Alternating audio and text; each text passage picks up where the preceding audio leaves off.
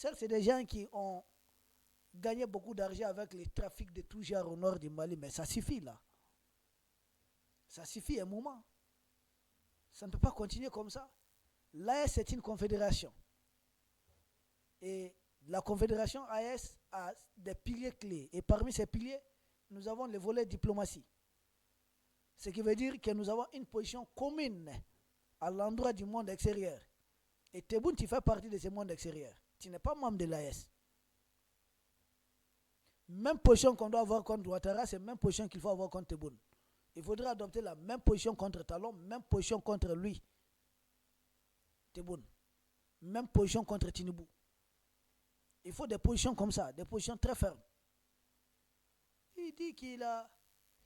que oui, et puis c'est lui qui définit les relations. Il s'assoit comme ça, une façon de montrer comme, c'est pas son influence sur l'Afrique de l'Ouest. Il dit, mais Tebboune, détrompe-toi. Nous savons pourquoi vous avez fait cette sortie. Et aujourd'hui, tout le monde est informé. C'est surtout les médias. Nous savons que vous allez vous asseoir sur la table. On vous a contraint de vous asseoir sur la table.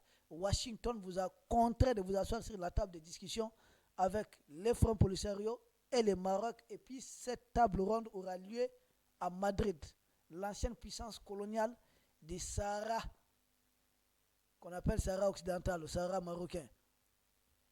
Et vous avez une raclée à ce niveau. Pour camoufler cette raclée, vous sortez avec, vous mettez en avant les questions des pays de l'AES et vous manipulez votre opinion.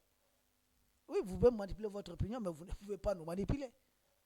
Ce n'est pas le moment de se remettre en selle avec les questions contre l'AES. Et puis, concernant les Mali, il y a eu rupture à cause du Mali.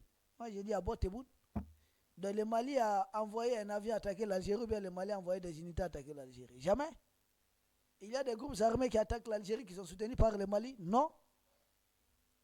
Qu'est-ce que le Mali a fait qui puisse dire que c'est la faute au Mali? Mais à l'inverse, il y a combien de groupes qui sont en train d'attaquer le Mali et les pays de l'Est qui sont soutenus par vous? C'est trop.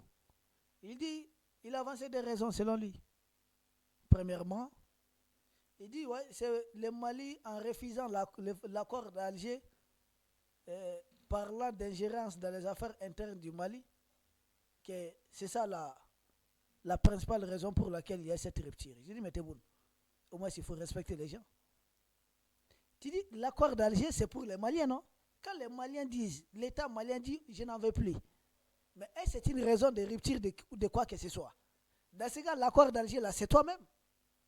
C'est avec qui on a signé l'accord, là. En réalité, ce sont tes proxys. Tu dis avoir mis fin.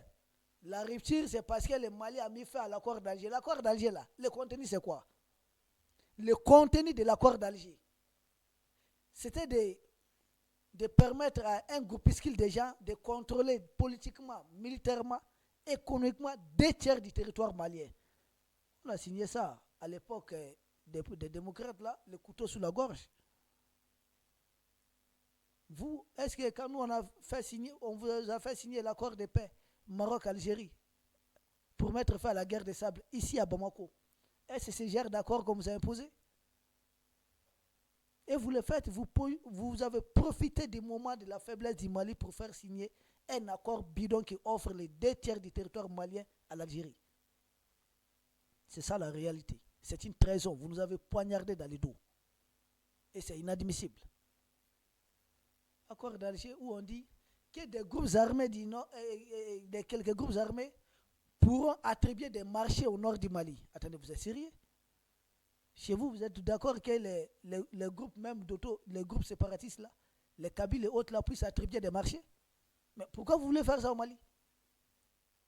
Et c'est vous qui êtes derrière des rapports bidons, les civils sont tués au Mali. Non, c'est vous qui nous imposez la guerre. Les gens là nous attaquent à partir de votre pays. Ça ne date pas de maintenant. Mais autrefois, on vous prenait pour amis. Nous étions trompés. C'est dans la vie, quand on se trompe d'amis et d'ennemis, là, on souffre. Maintenant, avec le général Assimi Goïta, nous avons compris qui est véritablement ami et qui est véritablement ennemi. Et nous savons qu'entre les États, là, c'est l'intérêt qui prime. Tebboune, avec toi, là, il n'y a pas de demi-mesure. Vous nous avez poignardé dans les dos.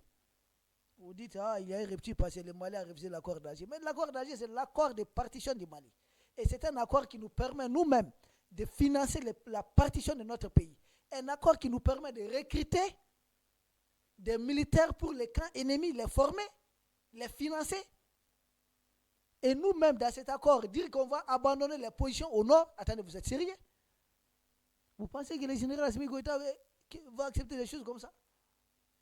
L'accord d'Alger, là, c'est quoi l'avantage? L'avantage, c'est pour vous. Malgré la signature de l'accord d'Alger, la guerre a continué au Mali. On signe un accord pour obtenir la paix, mais la guerre continue et puis nous sommes en train de financer ceux qui sont en train de nous combattre. Mais vous êtes sérieux? Qu'on doit rester vraiment dans le cadre de cet accord d'Alger? Tebboune.